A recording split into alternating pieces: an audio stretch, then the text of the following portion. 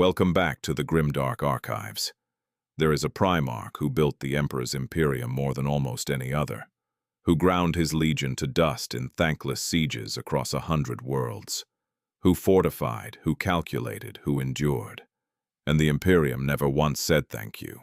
Not once. So he broke everything he'd ever built, and he did it with the same cold precision he'd used to build it in the first place. His name is Perturabo, and if you think he's just the bitter one, the lesser siege master standing in Rogal Dorn's shadow, then you have fundamentally misunderstood the most dangerous mind the Emperor ever created. Because here's the thing nobody talks about. Perturabo didn't fall to chaos the way the others did. He wasn't seduced. He wasn't corrupted by whispers. He wasn't broken by a demon's promise. Perturabo made a choice. A cold, rational, furious choice. And that makes him more terrifying than any of them. Let me take you back to the beginning. Not to Terra, not to a laboratory beneath the Himalayas, to a world called Olympia. When the Primarchs were scattered across the galaxy by the ruinous powers, each one landed somewhere that would shape them. Leman Russ found Fenris and its wolves. Vulcan found Nocturne and its fire.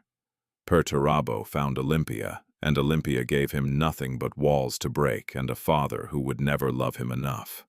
The world was a mountainous, fractious place, its city-states locked in perpetual warfare, always building fortifications, always tearing down someone else's. It was a world that worshipped the geometry of war. And from the moment Perturabo opened his eyes on Olympian soil, he understood that geometry better than anyone alive. He was found by Dammekos, the tyrant of Lakos, one of Olympia's most powerful city-states. Dammekos adopted him, raised him, used him, and there's a distinction there that matters enormously. Dammekos saw a weapon first and a son second. Perturabo knew it. He always knew it. Even as a child, he could feel the calculation behind every embrace, the politics behind every gesture of affection. Imagine being a demigod, a being of transcendent intellect, and knowing with absolute certainty that the man who calls you son only does so because you are useful. That wound never healed. It festered for 10,000 years, and in some ways it's still festering now. But don't mistake him for weak. Perturabo conquered Olympia, all of it. He unified the entire planet through a combination of military genius and engineering brilliance that hadn't been seen there in millennia. He didn't just win battles. He redesigned siege warfare itself. He looked at a fortress and saw every flaw, every stress point, every angle of vulnerability, the way a musician hears a wrong note in a symphony. It was instinctive, it was superhuman, and it was only the beginning. When the Emperor came to Olympia, Perturabo knelt. He actually knelt, and some sources say he did so without hesitation, that he recognized the Emperor immediately and understood what he was. Others suggest something colder happened, that Perturabo looked at the Emperor and simply calculated that this was a war he could not win.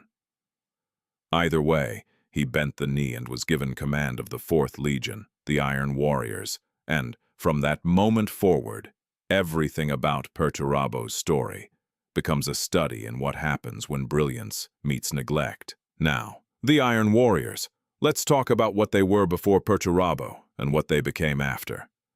The 4th Legion had always been workhorses, siege specialists, the ones you called when you needed a fortress cracked open, and you didn't particularly care how many Marines died doing it.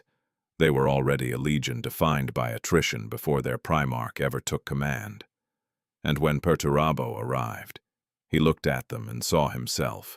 Useful, expendable, never celebrated. He could have changed that. He could have fought for recognition, demanded glory, insisted his sons be treated as more than battering rams. Instead, he internalized it. He accepted the role, and then he perfected it, with a brutality that made even his brother Primarchs uncomfortable. Perturabo instituted decimation. Actual, literal decimation.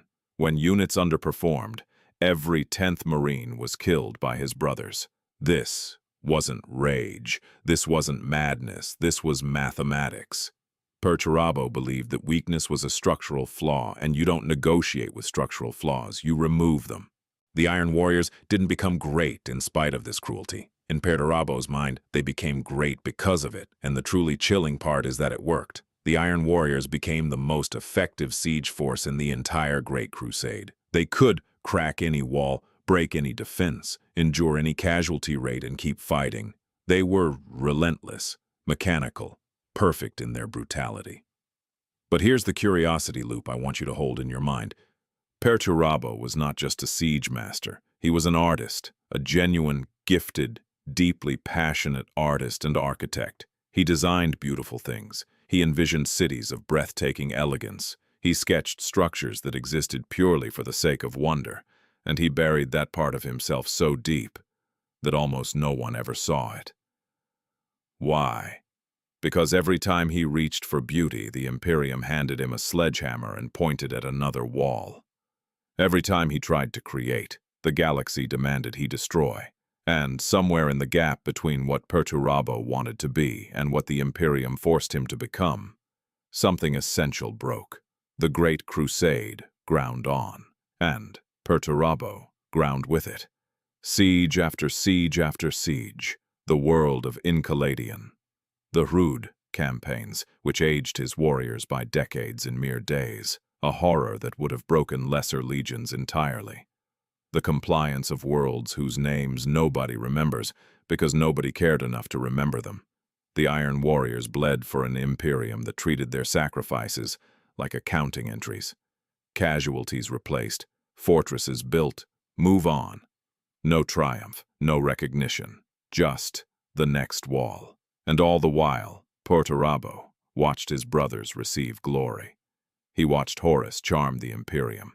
He watched Rogal Dorn be named Praetorian of Terra, the Emperor's chosen architect of defense. And that one burned like nothing else. Because Perturabo knew with the absolute certainty of a mind that could calculate a fortress's fall to the hour, that he was Dorn's equal, perhaps his superior. The rivalry between Perturabo and Rogal Dorn is one of the deepest and most personal conflicts in the entire heresy. It wasn't just professional jealousy. It was existential. Dorn built the Imperial Palace. Dorn was trusted with Terra itself. Dorn was celebrated as the Imperium's shield.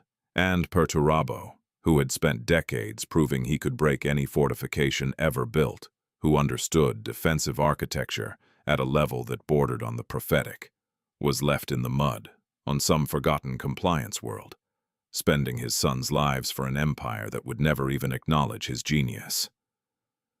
Let me tell you something that will reframe everything you think you know about Perturabo.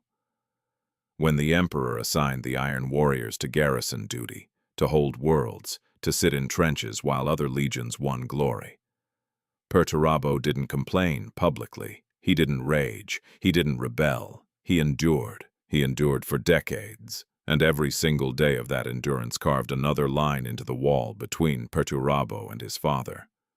Because Perturabo didn't want much. He wanted to be seen. He wanted to be acknowledged. He wanted someone, anyone, to look at what he had built and what he had sacrificed and say it mattered. And no one ever did. Then came Olympia, the rebellion on Olympia. And this is where the tragedy becomes irreversible. While Perturabo was fighting the Emperor's wars across the galaxy, his homeworld rose up against him. The people he had conquered, the people he had unified, the people of Dammekos and Lokos and every city-state he'd brought to heel. They rebelled. They tore down the fortifications he'd built. They rejected everything he represented. And when Perturabo heard, something inside him that had been bending for centuries finally snapped. He returned to Olympia, and he didn't come to negotiate. He didn't come to understand. He came to punish. The Iron Warriors descended on Olympia with the same merciless efficiency they'd brought to 1,000 enemy worlds. Except this wasn't an enemy world. This was home. Perturabo personally oversaw the systematic destruction of his own planet. Cities burned, populations were decimated in the truest sense. 5 million Olympians died. Some sources put the number higher. Perturabo watched it happen with those cold, calculating eyes. And when it was done, when the ashes settled and the screams stopped, he looked at what he'd done and he felt nothing that he would admit to. But he knew there was no going back.